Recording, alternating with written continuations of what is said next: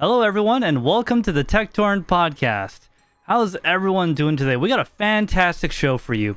We got a 240 watt USB-C charging, Xbox streaming services, a 6950 from AMD beats a 3090 Ti, and of course, NVIDIA lied. All here on the Tek Torrent Podcast. Alright, so today I am joined by our own intern, or former intern, Andrew. How you doing, Andrew? I'm doing all right, man. All right.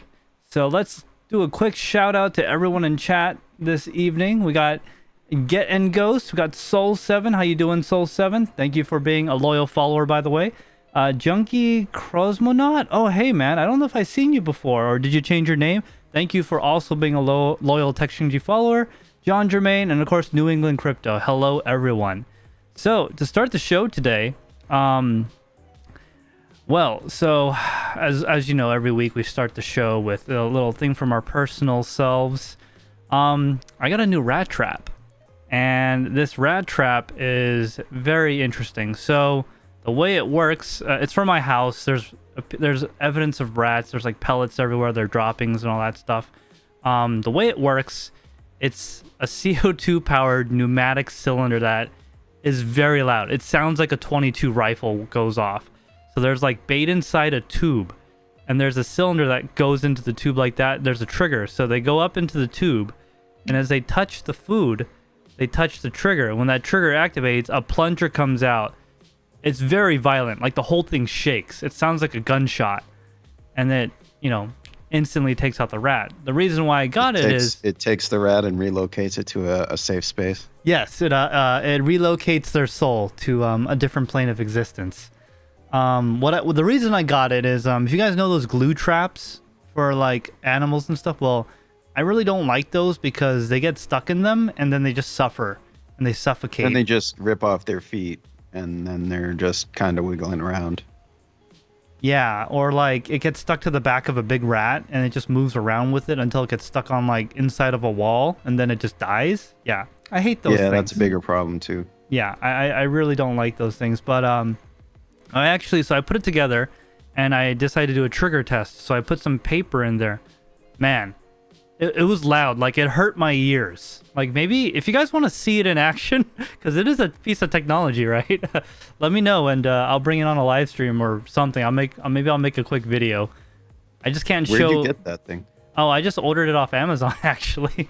I was researching traps. I could have gotten the standard, mouse trap, the thing you pull back and the guillotine, or like the bait. The reason why I didn't want the bait was because I didn't want to risk the rat dying or the mouse or rat dying within the house, because it's what is this, like blood thinner? It makes them thirsty and they go out to seek water, but sometimes they die in the house, and then oh man, it causes smells. Unless they're trapped, you don't just want them dying in a random place. No, like I want them to be dying in a controlled area. That way I know where to put them. In chat, and Get and Ghost says electric one would be less messy. Well, so the way this trap is designed, the plunger comes out very quickly, but it doesn't actually make full contact with the other side. It goes to a certain point and has a little bit of give.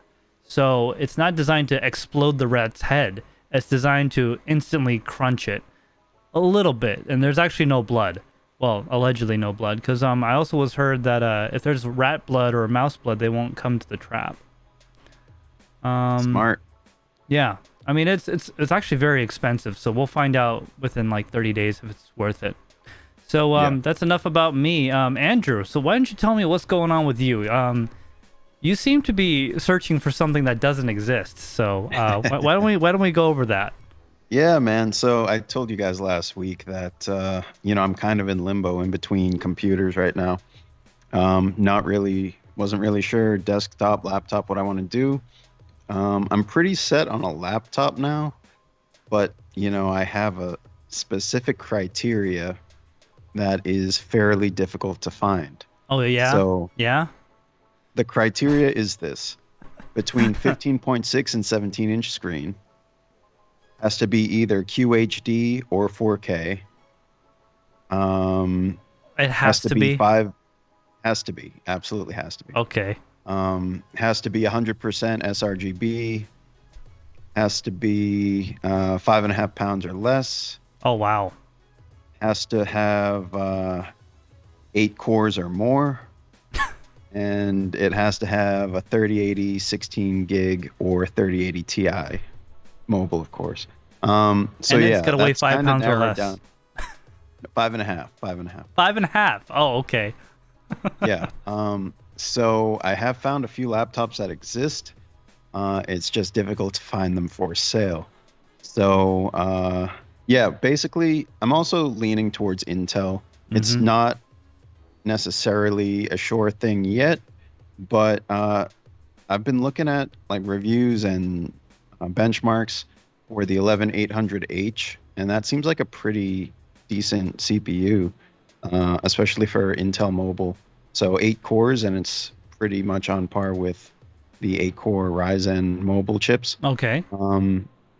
They do have an 11950HK, which is I think it's like 15% faster per core. So like 15% faster overall, but not IPC, but it's like 15% higher clock speed, I think, as well. What's power draw? Is it pretty decent? I guess they turbo at like 75 watts, and then they settle in at like 45. Okay. That's pretty good. However, those laptops, anything with 11th gen is already on the market, and I'm having difficulty finding them. I look on eBay, Amazon, pretty much everywhere for these specific models that I find exist with that combination of parts, and they're just really difficult to find. The 3080 mobile is kind of weird. They offered it in 8 gig or 16, and they offered either or in a lot of different models. So when I'm looking on eBay and I find it, or like a model that would have that configuration, oftentimes it's not the 16 gig version. And the reason I want that is just future proof, but also I do some tasks like different types of like machine learning stuff. Not what you think, but like machine learning stuff that actually uses a good amount of VRAM, which I would be fine with 12 gigs, but as far as I know, there's no mobile GPU in between 8 and 16, so it's just going to end up being 16. 16 gigabyte 3080 would be nice. But with that being said, I'm tempted to just kind of hold on for another month or two as the 12700H laptops start becoming more mainstream, and those CPUs seem amazing, honestly. It's a 14 core, it's 6 performance cores and 8 efficiency cores. So that's the kind where they no longer have so performance and efficiency cores. That's like the new thing with Intel, right? Yeah. So it would be technically a 14 core CPU with 20 threads in a laptop. Yeah. And it's got to weigh less than 5.5 pounds. Honestly, A lot of them seem to be able to get to that point. I like what I'm using now is a 16-inch laptop, and I love the screen size.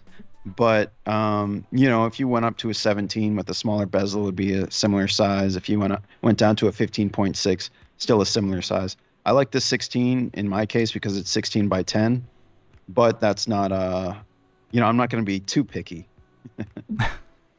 I mean, I don't know. You're basically asking for a desktop replacement that weighs only 5.5 pounds. I'm definitely asking for desktop replacement that weighs only 5 pounds. I have one question, just one. Yeah. Why has it got to be a 4K screen in a 15-inch laptop? It has to be either 4K or QHD. Oh, okay. All right. Yeah, I don't want 1080p. Yeah. Okay. I was going to say, little screens, it's hard to see. Yeah, 4K on a small screen would be difficult to see. Nah. You're right. But I would take it if it were, like a lot of models offer either 1080p or 4K, and I would definitely have to go with the 4K in that case. Okay. But yeah, that's it. I mean, I'll let you guys know if I find anything. I have heard rumors that some 12700 or just 12th gen Intel laptops are going to be getting launched in the next month. So I will be keeping an eye on what that ends up being. They're pretty expensive, though. The other criteria is budget. Absolutely under 3,000. I would love to pay 2,000.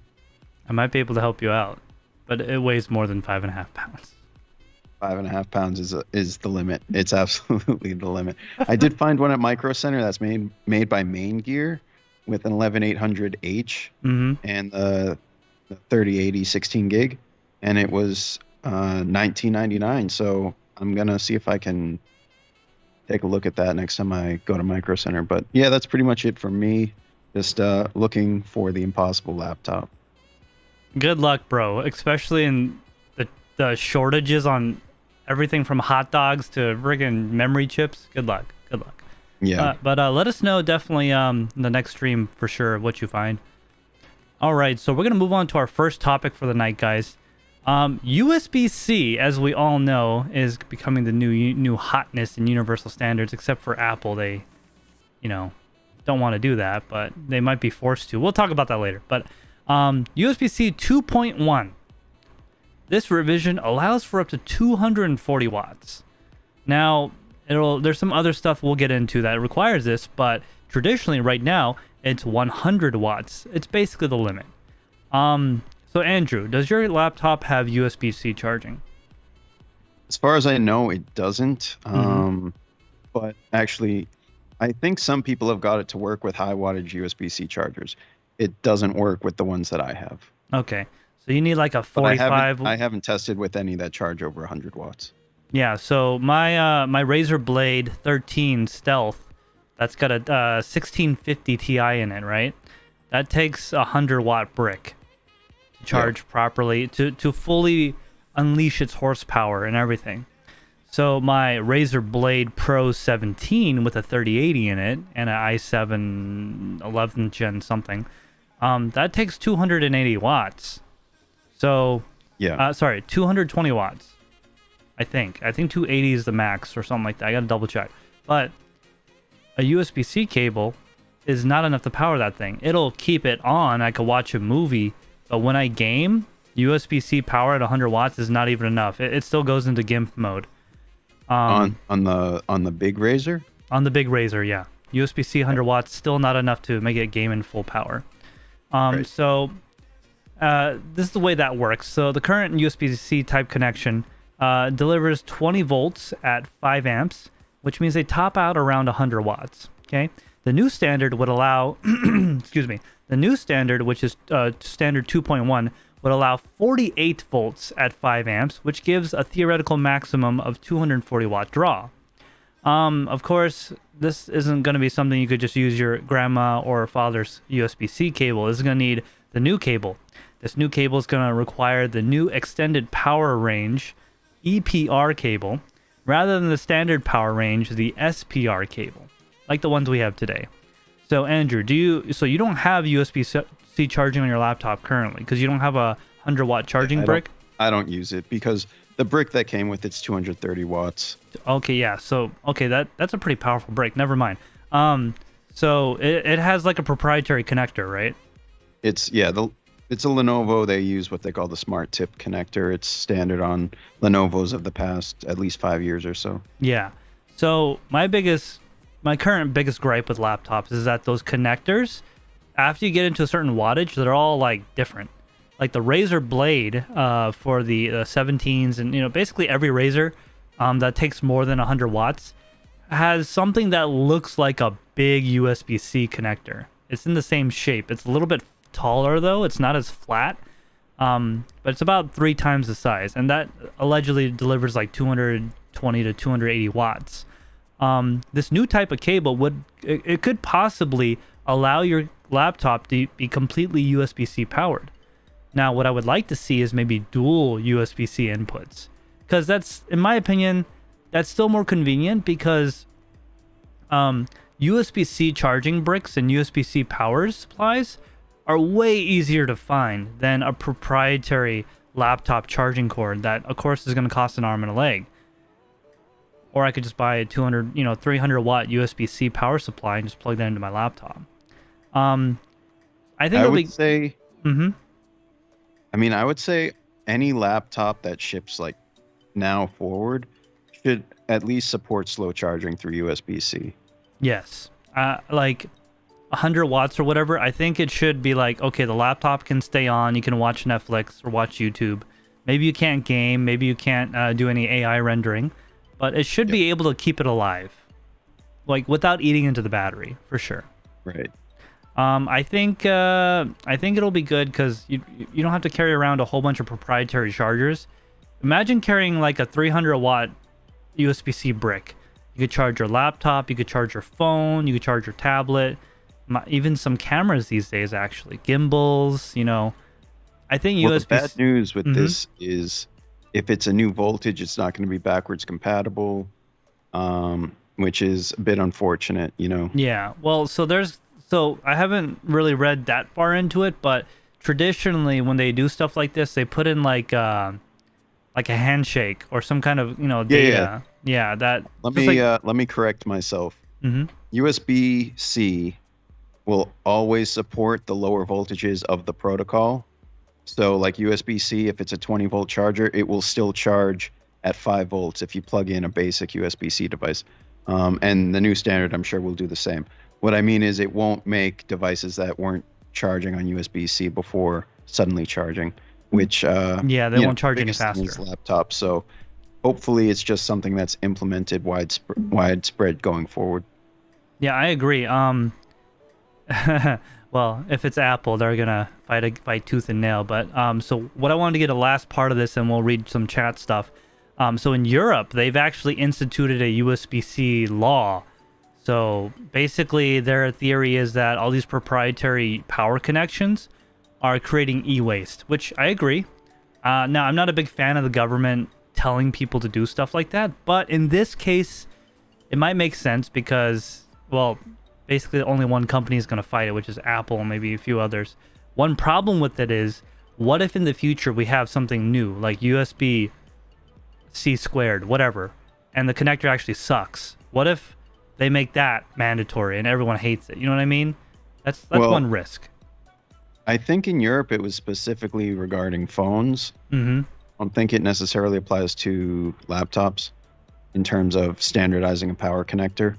Yeah, well, so some laptops still use like barrel jacks. Yes. But the rumor that I've heard is that Apple's like, yeah, sure, we'll go USB-C. That's fine. We won't use Lightning anymore. And that's mainly because they're just not going to have a port and they're going to do wireless only.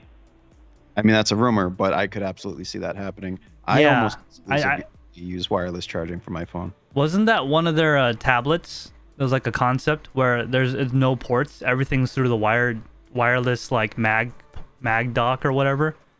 Okay. Yeah. I don't know. Yeah, I think that's what it was. Yeah, there was something like that, and they were like, yeah, it's coming out, and then it just disappeared. Yeah, so all right, let's take a look at chat real quick. Let's see. Yep, Andrew's getting fancy, says Master New England Crypto. Let's see. Raphael Hassel says, "I'll show you a smart tip connector." Yeah, Dave Collins says Electronics. That's a brand that makes certain laptops. The Prometheus XV217. That's 17. Just like Clevo, they make the laptops and 50,000 people rebrand it. I've had those. I've had Clevos, Sagers, however you want to pronounce them, because I don't know. But honestly, I love those laptops. They're great. Yeah, the engineering was good. It's just, I mean, they weren't bad. They were like decent. I had a Sager a while back. Yeah. Raphael Hassel says PoE. Now that's a thought. A PoE powered laptop. So they actually have PoE only like 50 watts though. Yeah. PoE plus is now up to 100 watts. It is. It's nice. Right. You just charge through the Ethernet jack? Yes. So they actually have PoE powered computers, like little tiny like network computers, and like those. Yeah, it is pretty cool. So PoE is pretty nice. I'm actually looking at PoE devices for my house because I'm going to go Ubiquity. If you guys know what I'm talking about, make sure you guys stay tuned for those videos when they come out later this year. Alrighty, so that's all I got really about the USB-C 2.1 thing. Andrew, why don't you tell us about Xbox's streaming thing? What the hell is this? Yeah, I think I've talked about this in the past. It's possible I'm wrong, but I know I've talked about I could a lot of different things regarding gaming, and then there was everything to do with the NVIDIA Shield, and I was discussing other things alongside that. You loved your NVIDIA Shield so much that you got another one. I loved it. I loved it so much. But Microsoft has been Microsoft announced in the last year that they will be creating a streaming device. Mm-hmm. And we have a little bit more information on that. So the streaming device can be plugged into a TV or monitor.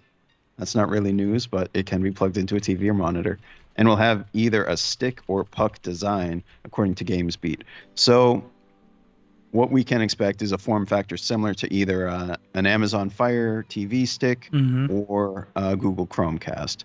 Probably a similar form factor to either of those.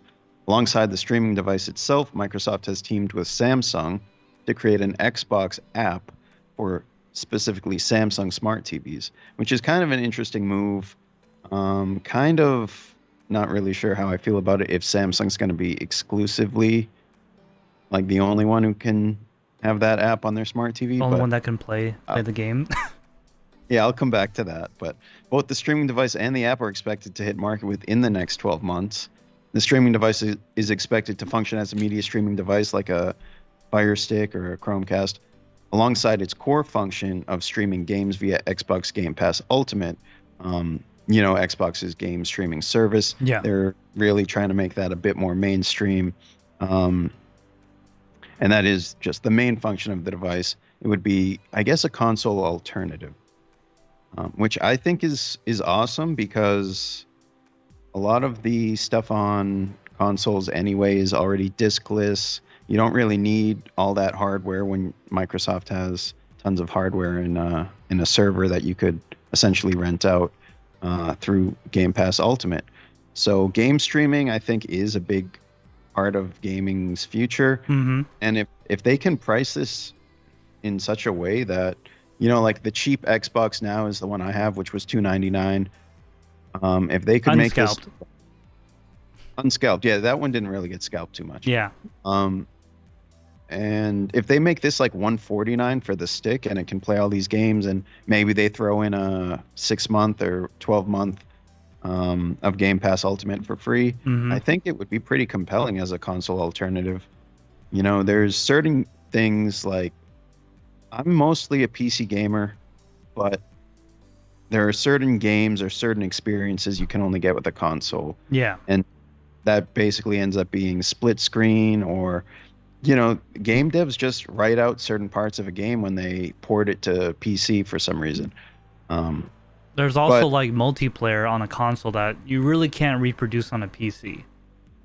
Right. I agree. So if this could be like a really low entry price into essentially console gaming, Mm-hmm. I'm all for it, honestly. Going back to that Samsung Smart app, or the Xbox app being on Samsung Smart TVs, not really sure how I feel about that. You know, I'm not sure. But As long as they don't charge too much for the subscription, I suppose. yeah, if the TV is like still competitively priced, fine. But I don't think most people are going to buy a TV for that function. It might be a perk. Oh, your remote stopped working because you stopped paying the $5 a month fee. Well, yeah. Yeah, but beyond that, I'm curious to see what happens with it. I kind of welcome it just as a trial to see how people respond to it. Really curious to see if, like I've definitely said it in previous streams. Microsoft doesn't care as much anymore whether or not you buy a console. They want you to be buying these subscriptions. So if they're losing $150 on consoles, they're getting that back definitely within the first year of Yeah. subscriptions. Mm-hmm. And then month over month, it's all profit. Well, one thing about subscriptions too is it's very rare. Like especially kids, right? It's very rare for there to be one subscription, right? Yeah. Usually it's multiple people, especially if there's multiple children, or dad has a family plan. You know what I mean? Like, it's very rare for there just to be one subscription of one thing. So, I mean, they got a pretty good business plan. Yeah, honestly, it makes a lot of sense if you're a real gamer, I think, unless you're a collector of titles. But with mostly all titles being digital now, the subscription model, as long as it has what you actually want to play, which it's most of the new, like the most current and popular titles, it makes a ton of sense. Yeah, I mean, I don't like subscriptions for like a kid that doesn't have a lot of money. Like, this might not be a bad value, like actually, because games are expensive, right? They're like what, $50 to $70 a piece these days. So for Plus Xbox, DLCs. yeah, plus DLCs.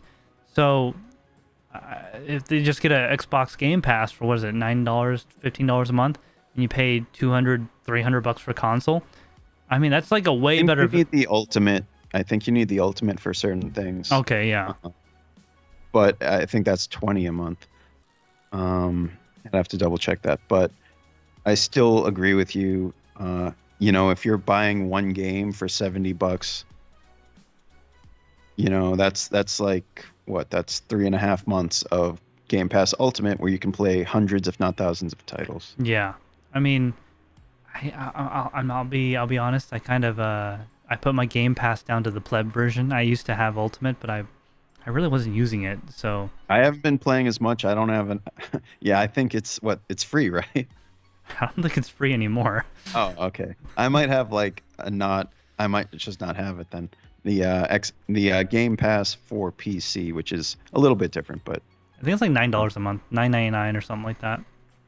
it's really, in my opinion, even the basic version, in my opinion, is hard to beat. You're not missing out on too much. But yeah, let me just see what people are saying in chat right now. Mm-hmm.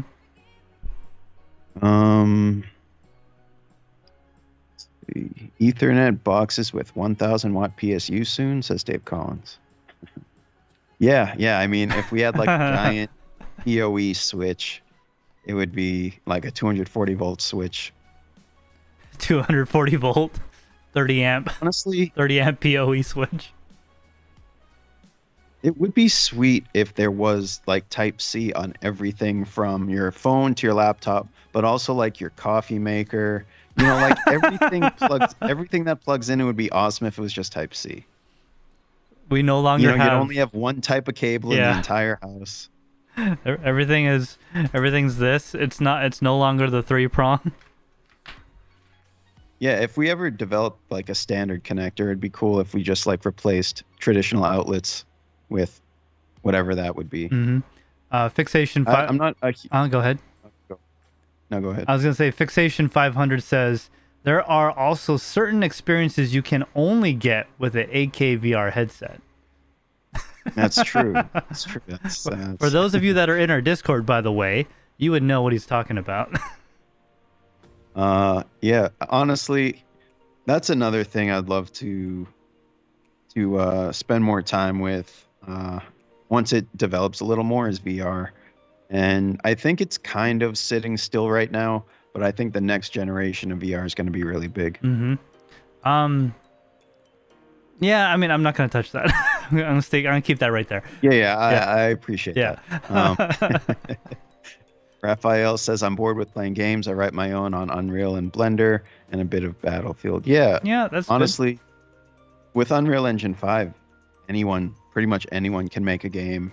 And there's just so much content available, like at your disposal, resources to make your game. You can make whatever you want, and you can try and sell it if it's decent. But even if you just make a game to play yourself, or the process of making a game can often be a lot of fun. Yeah, for sure.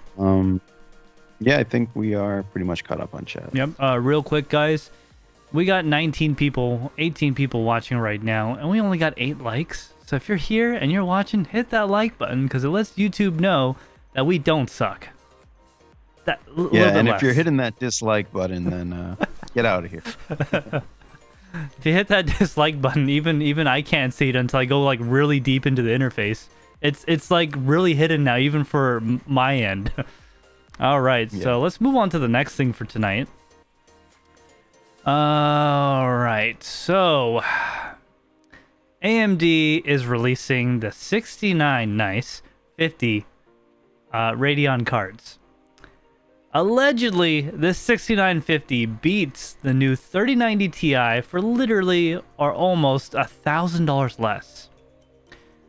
How do we know this? Well, WCCF Tech released a graph, which hasn't been third-party verified technically, so it's kind of a rumor leak, whatever you want to call it.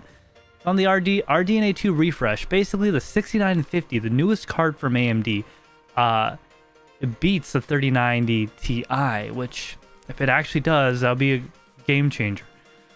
The RX 6000 series refresh consists of 3 cards: the 6950 XT, the 6750 XT, and the 6650 XT.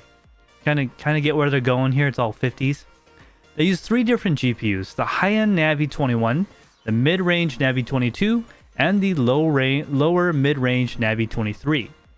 The Radeon RX 69 XT will allegedly, because these are leaked, these are rumors, they're not officially endorsed by AMD yet, will allegedly cost $1,090, or only $100 more than the vanilla 6900 XT. 10%. So I don't know about you guys, but it's only recently when GPU prices has started coming back down to the earth. So I don't know, man. If it actually is that much better, maybe not. So Andrew, have you heard about this? You know, I have some mixed feelings. First of all, it's my feelings. I just want to say it's a synthetic benchmark, so we'll talk about that too. Time Spy, right? Yeah. Yeah. Time Spy isn't even that great anymore. Like, there's so many benchmarks that have come out since Time Spy. Time Spy, if I recall, has sort of always been pretty good for AMD cards, like relative to what would be the counterpart for NVIDIA, while NVIDIA obviously excels with Port Royal since it's a ray-traced benchmark. Yeah, so my biggest thing with this is that's still a lot of money. So $1,100 is a lot of money. $1,500 for a 3090 is a lot of money. $2,000 for a 3090 Ti is a lot of money. Yes. The 3090 Ti and the 3090, in my opinion, because they're 24 gig cards and they're so powerful, they have the ability to do a lot of work. A lot of different things can be done with those cards. I don't think anyone should buy those exclusively for gaming, unless you're actually, playing at 8K or something. Or unless you're like super passionate about it, you're playing like hours a day. 3090 Ti SLI. Yeah. So in my opinion, the AMD cards just don't do as well in terms of like compute and whatever else you would be using it for from like a content creation standpoint. The AMD cards just don't stack up compared to the Nvidia ones. So if we're looking at it strictly as a gaming card, I don't know. From that's the only perspective that it sort of makes sense, because the value's so much higher. Like, assuming that it performs somewhere near like a 3090, but at $400 less, let alone a 3090 Ti at $900 less. Like, if it performs that well in games, sure, buy it. But I still kind of don't see the point in buying a $1,000 plus GPU just for gaming, you know? Well, it's such a great value because it's half the price of a 3090 Ti, yet it's faster. Yeah, I mean, like, I just don't see the point, though. Like, what is it going to do that, let's say, a 3080 can't do? You know what I mean? It's going to be a faster. 3080 is a... Right, but, like, how many frames do you need? There aren't that many, like, high-resolution monitors that are also high frame rate. So you're probably either doing one or the other. And there comes a point where, like, you don't need 500 frames per second in Counter-Strike. Well, I mean, you could go tell that to the pros, but you know, I think if you're getting into the market and you want a Halo product, it might be a better value if you're just going for gaming. Now, we all know that most people these days, I wouldn't say most, I'd say half the people that buy GPUs use it for extracurricular activities other than gaming, let's say. So we haven't even gotten to that side of it, and we're not going to do that on this podcast because there's plenty of other things out there for that. But I've had 30 seconds to reflect on this, and I've changed my opinion somewhat. What do you mean? I think this is a great card to look at as an alternative to 3080 Ti's and 3080s. If you're already spending pretty much that kind of money. Yeah, it's the same price. Which you are. Essentially. Yeah. If this is that much faster than, like, even if it's in line with a 3090 or 3090 Ti, maybe, that means it's better than your 3080 or 3080 Ti for, like, the same money. So if you are playing games and you are treating yourself to an expensive card, I would consider this. Yeah, like I said, if you want a Halo product, you know, I think this is not a bad Halo product if these numbers were true. Now, honestly, what I think is going to happen when this card comes out and all that stuff, we're going to find out real quick the true numbers, and they're actually not going to be that much better. I think the 6950, we'll find out, right, in a couple of months. I think the 6950 XT is a response to the 3090 Ti. Because, you know, NVIDIA didn't need to release the 3090 Ti, but they did because they wanted to make more money. So I think this is a response to 3090 Ti. And it's not going to be that great compared to the 3090 Ti. I think it's going to be like maybe 3080 Ti performance and under 3090. Like in real-world gaming, not synthetic benchmarks. Yeah, I mean, I have nothing against AMD cards. My only gripe is that they don't have like CUDA acceleration, which is huge in a ton of applications. And their ray tracing isn't as good. Yeah, for sure. And the encoding isn't as good, which is a big factor. Yeah, like if you're doing any streaming or like in this case, we're streaming using an NVENC encoder, and that's why it's able to look as good as it does. It doesn't look this good if you were using an AMD card. Yeah, and it's not as efficient, actually. You get a lot less performance. Yeah. I mean, so we're actually streaming to YouTube in 4K. I won't get really too far into it unless you guys really want to know, but essentially doing that alone is very difficult, but we're also recording this locally in 4K. So we're doing it 3 times, essentially. It's the NVENC encoder is really amazing. Let's look at the chat real quick. Let's do a little bit of chat response and we'll move on to our next subject. Golden Wolf! Thank you so much for the $2 super chat. He says, good evening, going back into the attic crawl space. Hey, I was in my basement crawl space all morning and it was dusty as hell. Oh man, it was so dusty down there. Let's look at the chat here. Let's see. New England Crypto says, I want one so bad, looking for group Team Red. Yes. John Z, hey, welcome to the live stream. Thanks for coming by, man. Let's see. Raphael Hastel says, seriously, AMD beats NVIDIA at Unreal Engine.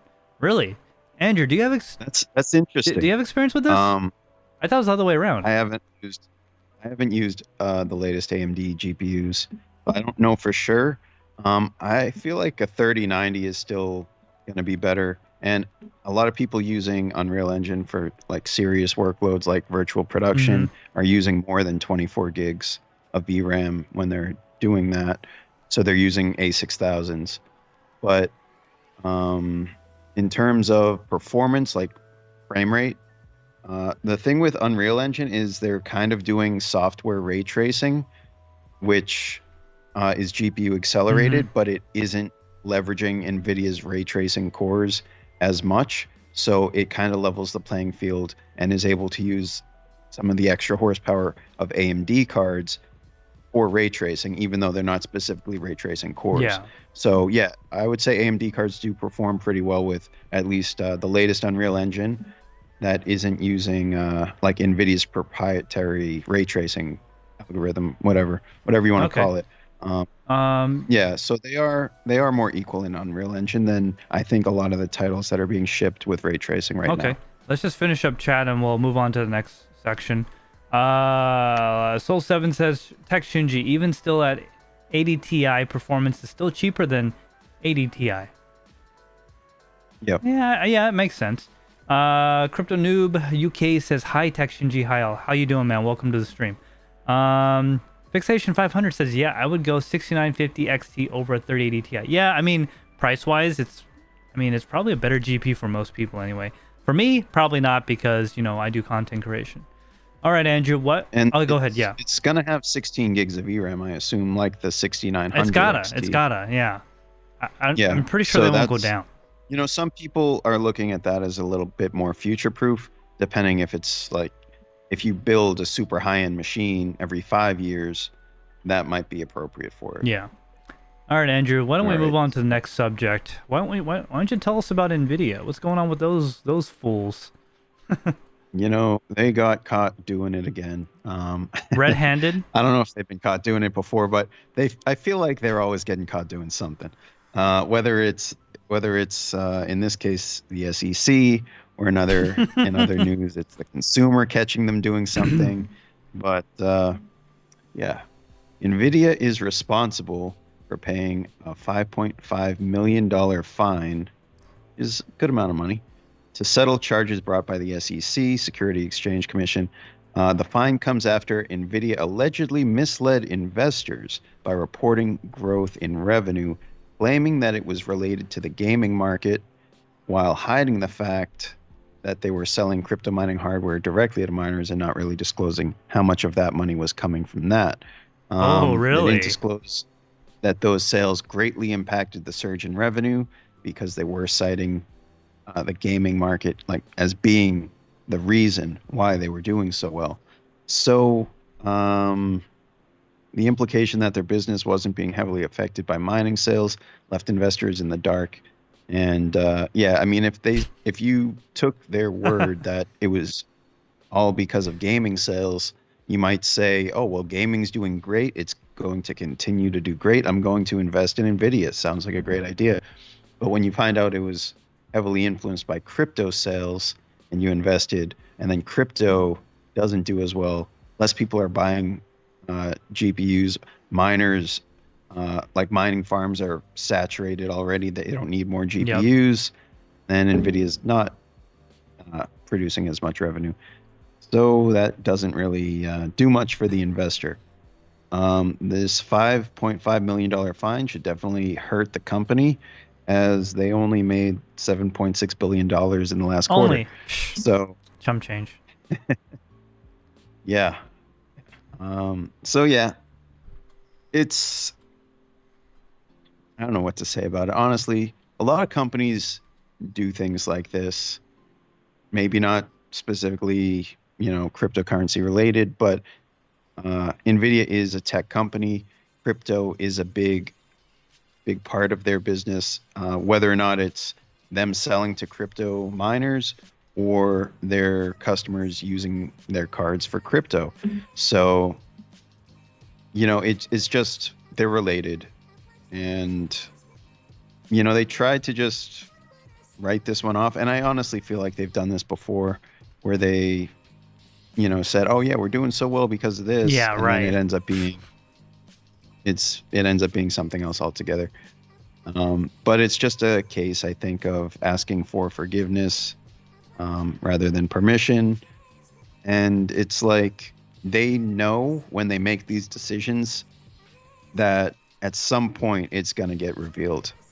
And at some point they're going to have to pay a fine.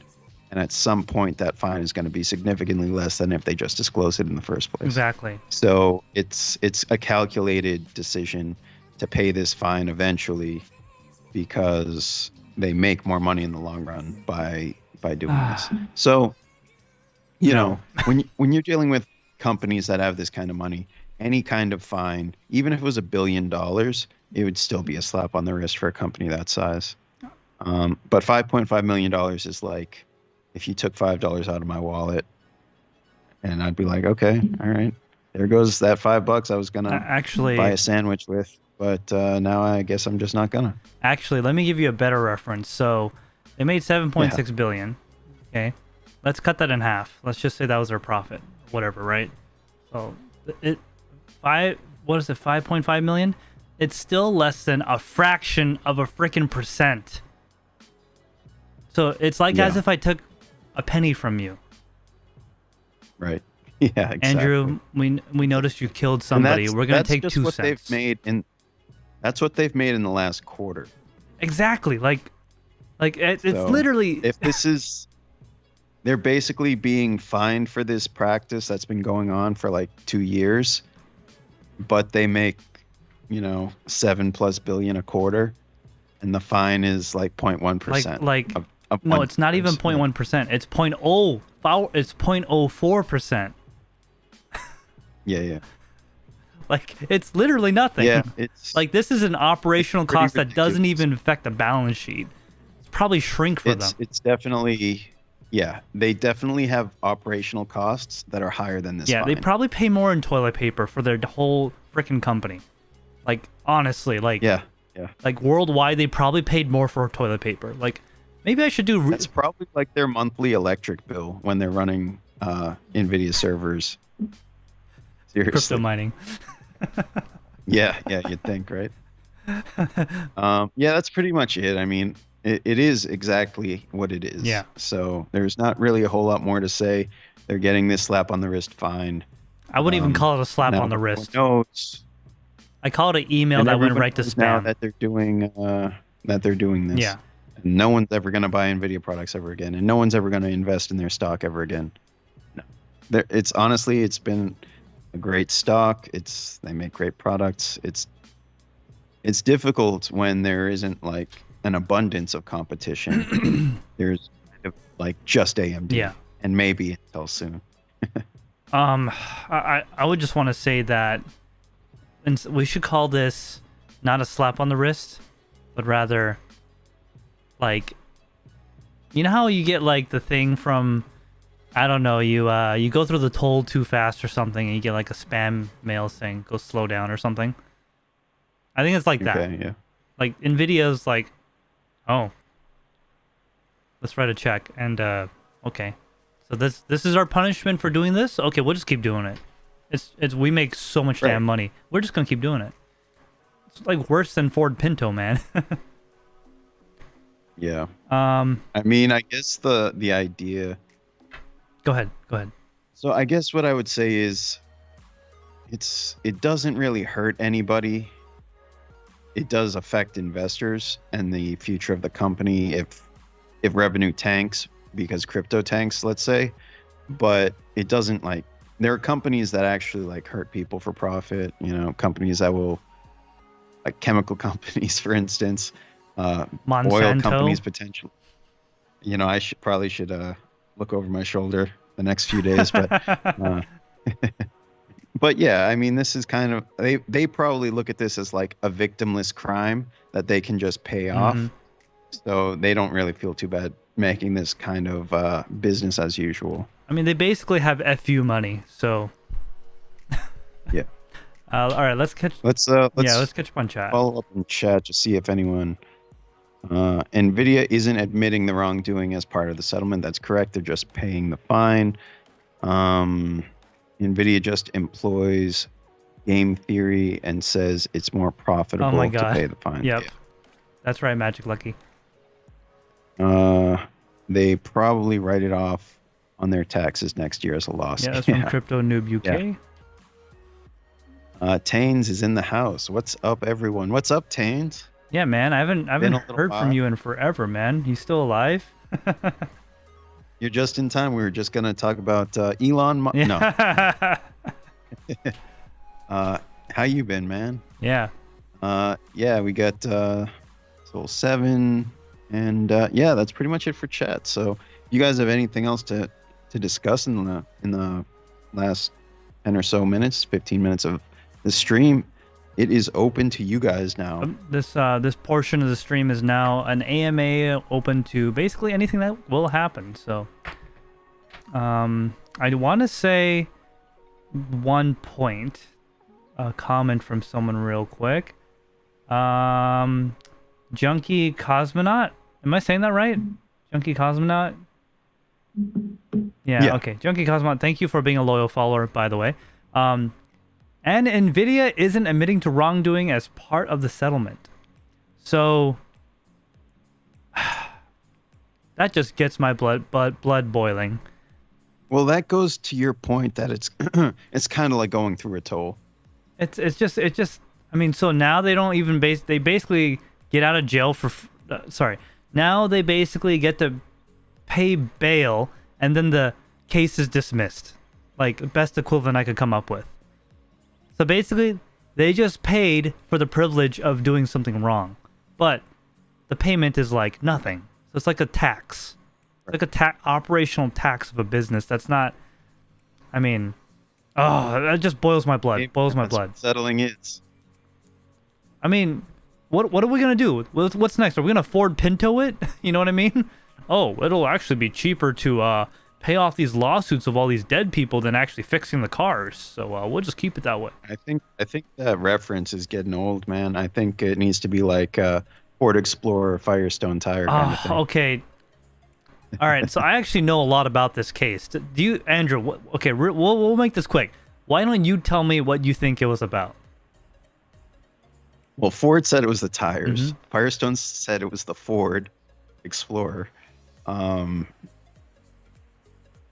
Honestly, in my opinion, it had to have been the tires, just because it shouldn't matter what car you put it on if it meets the weight rating and, the load rating for the tire and all that. It shouldn't explode. So actually, what happened was the following. There was an engineering flaw when they designed the vehicle for the Ford Exploder. Okay. Basically, they set a very specific tire pressure recommendation. Okay? It was very low, the tire pressure. As we know, when you lower the tire pressure on a vehicle like a Ford Explorer, which is an F-150 with a back end on it, okay? A heavy vehicle like that. Ford Ranger. Huh? Ford Ranger. Explorer? No, that's F1. That's F-150. The Ranger. Wait.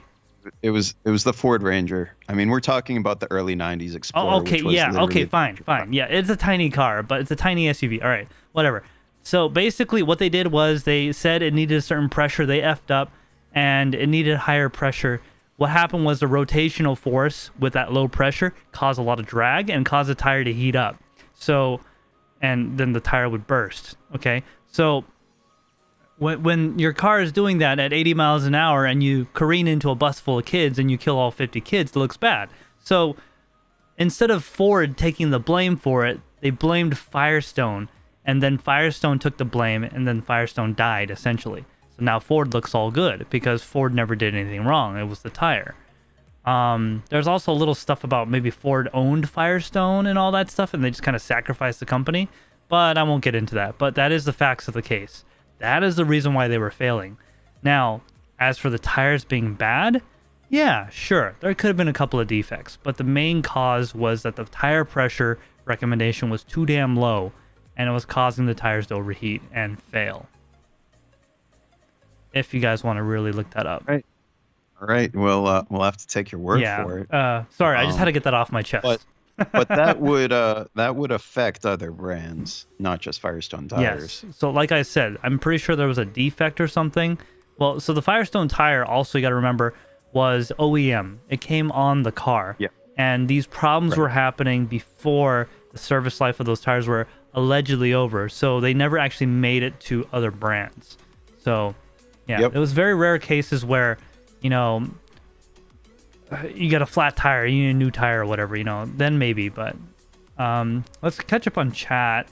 So Soul7 says, TekShinji, how do you think ISPs will work with streaming games since they are enacting data limits? Oh, so that's interesting. So I think personally, we're going to go into the era of how cell phone data plans were in the early days. That's what I think is going to happen. I think there's going to be...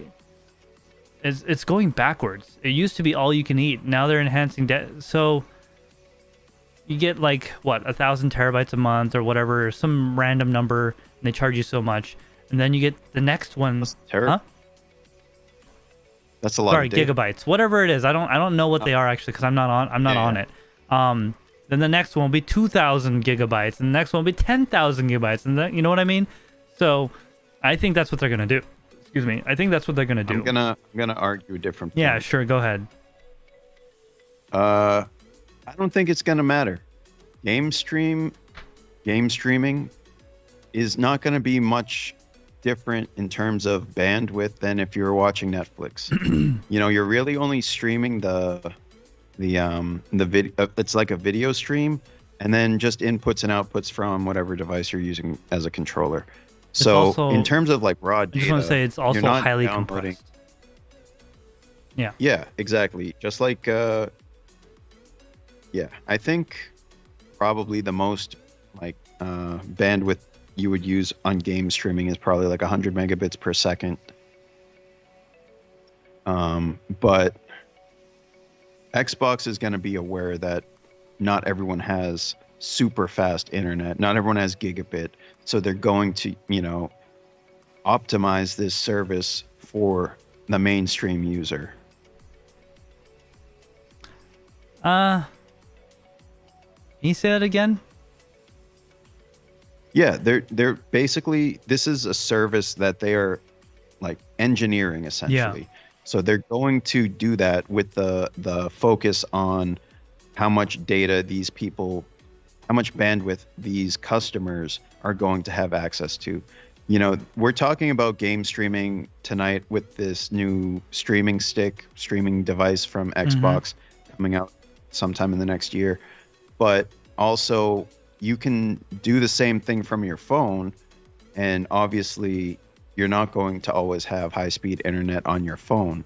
So whether or not they just switch to a heavily compressed stream, or, you know, they can cut it down to like 25 megabits per second, whatever. But it's basically like, if you can watch a 4K YouTube video, then you can probably play a game. Yeah, so I want to say, have you actually used the game streaming services before, Andrew? I've used Stadia. I've used NVIDIA GeForce, whatever it's called. GeForce Now or whatever, GeForce Experience. Yeah, I haven't used the Xbox one yet. So if you're playing like something that doesn't really require like that's not an FPS, it's usually pretty good. And you got to remember the way video compression works these days, guys. So Andrew knows this, I know this, I'm just explaining for you guys. So these days, what you are seeing right now is actually not a full video. Let me explain. So see my background? It's not really changing, okay? So that data is not changing. It's a still photo in a sense. The pixels that are moving, that's the data that's being saved in the video. That's the type of compression in the container that we're using these days. So with that said, games that have a lot of movement, like a FPS where things are always changing, those take the most amount of data. games like Northgard, where you're basically, it's an RTS top down, where things aren't really changing as often, or like, you know, Duck Duck Goose or whatever. Those games don't take a lot of bandwidth, and those work absolutely fine. I couldn't even tell, like on some of the retro titles, right? But on games like higher end ones like Destiny, you can really tell there's a lag. Destiny on Stadia is the worst gaming experience I've ever had. It was pretty bad. Really bad. There's like a half a second lag. To go with that as well, you can play FPS, but you will probably have a different experience noticeably. Like if you're playing Fortnite, like a cartoonish game, that's pretty simple to look at, versus playing like Battlefield, which has highly detailed environments. That's a whole lot more detail that needs to be coming through and being compressed. So you're probably going to be looking at like playing on low if you were doing like PC game streaming, but that might just be the default when it comes to like these Xbox game streaming services. Yeah, and Soul7 says, TekShinji, even streaming at 1080p, I hit 124 gigabytes before the end of the month. So, yeah, there's no good answer to this. It's going to get more expensive in the sense that basically you got to remember that these telecommunication companies are like the new oil companies of the era, right? They're like the new John D. Rockefellers, or like the Andrew Carnegies of this era. So they're going to do what they're going to do. Best recommendation is to not move somewhere that has those limits, but that doesn't really fix, because it's going to get more popular with these streaming services, right? Well, I think the best thing we can hope for is that the services that don't have data caps just continue to grow and spread out, and hopefully in the areas that they already exist, they're kind of, ISPs are pretty robust, especially the bigger ones. But like that, like in my case, I give my money to Verizon, so I hope they are using the money from customers to grow into new areas, and spread that service into areas where you might only have like a Comcast Xfinity with data caps and literally no other providers. So, and honestly, some of that comes down to like, some of this might end up being something that has to go before government, or something that needs to be lobbied for, just because, there's a lot of stuff that when it comes to communication, that's based on old rules that just don't really apply to the modern way we do things, but they haven't been replaced yet, or they haven't been updated yet. So especially when you're dealing with big companies that can kind of leverage. Yeah, I think in time it will kind of not be a factor. I think companies like FiOS and just the fiber companies, do you know of any fiber companies that have data caps? No. I think it's most of the ones still using coax. Yeah. And I mean, like actual coax. I'm not sure, but I think in time those data caps will probably be not made illegal, but like whatever you want to say. I think it will be looked down upon, overridden. Yeah, I mean, I hope everyone at some point has the option to pick one ISP or another based on the service that they give you, but I know that's not the case. Yeah, and just to kind of touch on the ISP thing, so there are cases, niche cases in the United States at least, where the local government actually has run fiber on the behalf of their town. Now, the reason that happened was because XYZ telecommunications company, Verizon, whatever, says, oh no, we can't do it. We can't provide that service. So the local government in this specific town was like, okay, we'll just do it ourselves then. Then all of a sudden, Verizon started providing it. Now, I'm not a fan of government doing stuff like that, but just like how electricity and water is now a public utility, I can argue that internet is basically at this point a public utility. I mean, think about it. Like, imagine all the stuff you are basically required to have internet to do these days, right? Think about getting a job without having the internet, like a real job that pays a good salary without the internet. It's difficult, especially if you're entry level. I mean, the only thing that I would argue against that would be like, okay, they'll give you internet, but it's gonna suck. Yeah. So the internet that was provided by the government was the local town was actually not free. They charged for it like a real ISP. Yeah. And Like water. yeah, water, electricity. Big Wooly says, "How you doing, Shinji?" Yeah, I'm doing good. I'm doing good, Big Wooly. Nice to see you here. Hope your Minecraft has been going well. Sorry, I've been wicked busy moving and other stuff in my life that I won't talk about here. But I've been so busy. I actually haven't really played very many games or anything. Big Wooly, if you guys don't know, he has like a Minecraft server, and it's really cool. But it's very exclusive, so don't try to join it. Yeah, exactly. You shouldn't talk. I shouldn't talk about. I talk about Fight Club. He's gonna freaking murder me now. Yeah. Oh, and by the way, Big Wooly, I'm doing all right too. All right. Cedric's here. ABMS Production. Cedric, hello, beautiful people. How you doing, man? Nice to see you here. Let's see. Soul7 says, TekShinji, Lafayette LA is one of those. I think that's what he's saying, not LA. What? He added me, Soul7. Oh. Lafayette, Louisiana is one of those. Oh, is that what LA is? Yeah. Of course. Yeah, I knew that. I was just seeing if you were paying attention. Yeah, right. I think that's exactly what the town is, actually. I was reading up on this like not too long ago because I was very curious. Yeah, so guys, that is basically it for the stream tonight. Andrew's always got to do something late at night. We don't know what it is, but it involves 8K VR headsets. So whoa. I wish. Fixation 500 knows exactly what we're talking about. If you guys are in our Discord, you would know. By the way, if you are not in our Discord and you're watching this, what are you doing? Get joined, man. It is in the description down below. It's a great community, and guess what? To this date, we haven't had a single bot attack. Hold on, where's that wood? Man, yeah, you gotta stop. You gotta stop announcing. All right, yeah. That. So yeah, it almost sounds like a challenge. Well, I mean, our bot mitigation has been very good. We had like 13 instances where they didn't even make it through the second layer of protection. They bounced right out. They couldn't get in. So it was good. It was good. Crypto Noob says, TekShinji, I'm sweaty Apex Legends player. Sorry, never played Minecraft. You know, it's okay. It's okay because I only got into Minecraft because other people were playing it. And then I was like, okay, I'm going to have to go to therapy if I keep playing this game.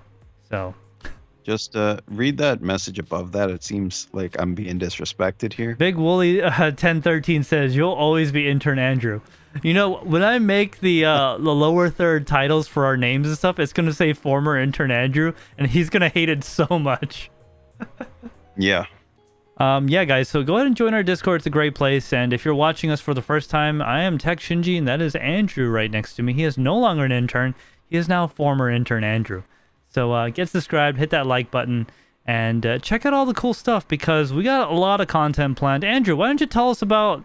Can you hint at our next video that's coming out? Could you possibly hint at what that's going to be about?